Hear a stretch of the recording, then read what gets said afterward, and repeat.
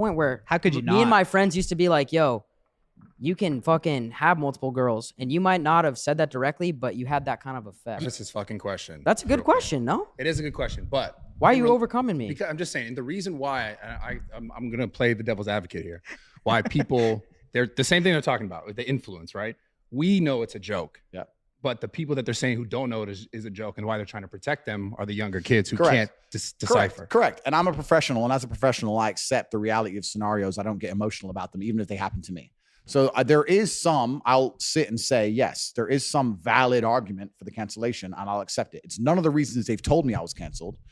But the reason I don't think those valid arguments, the reason I don't respect those valid arguments is because of how orchestrated it was when they actually attacked me. If they were to sit there and say, Andrew is a person who's lived a very unique life and he's had a very difficult experience and he understands the nuances of certain situations, and perhaps young male impressionable minds don't completely understand the delicacies of what he's saying, and it's going to teach young men to be less empathetic and perhaps adopt attitudes which are not inclusive.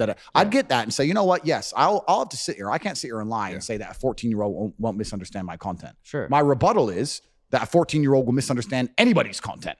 That's a larger argument about the internet as a whole. If you put a 14-year-old on the internet, 90% of what he's going to digest is probably bad. I don't think that's your fault. That's not my fault, right? So that's the first argument. So although I agree with that point, it doesn't apply. If you're going to apply that to me, you have to delete everybody. Yeah. But the other thing is, they didn't do that. First, they came at me with the misogyny thing, and then, like I said, 35 LGBTQ whatever influencers or whoever with 5 or 6 million Instagram followers all did a post on the same day, same wording, same time, bam.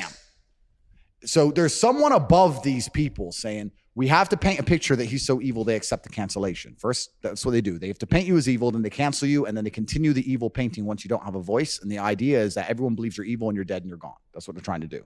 But the orchestrated, the way it happened, like all the media at once, all the LGBTQ at once, then all the teachers unions piped in. Teacher union in Norway, teachers union in Sweden, teachers union in Australia, teachers union in America. All these teachers unions saying that our boys no longer listen to us in school because the boys are asking the teacher what color their Bugatti is. And then it's Andrew Tate's fault. So then all the teachers unions in sync, same day, bang. And I was sitting saying to my team, look. This is all the same day or different days? Yeah, so no, yeah. They first it was some misogyny stuff, and then they hit me with the LGBT stuff. Day by day. Day by day, some new orchestrated angle. Yeah. And it was very orchestrated. So I said to my team, cancellation is next. We're about to get canceled. And it took about 2 weeks later, they eventually deleted me. That's what I'm trying to get at though. Why do you think you became so powerful though? In terms of like this, what really got you to that? Well, I can tell you why they're scared of me, which kind of answers the question. Is it because you were willing to say what people were thinking, but they didn't want to say, or? Yeah, well, I'm not magical, right?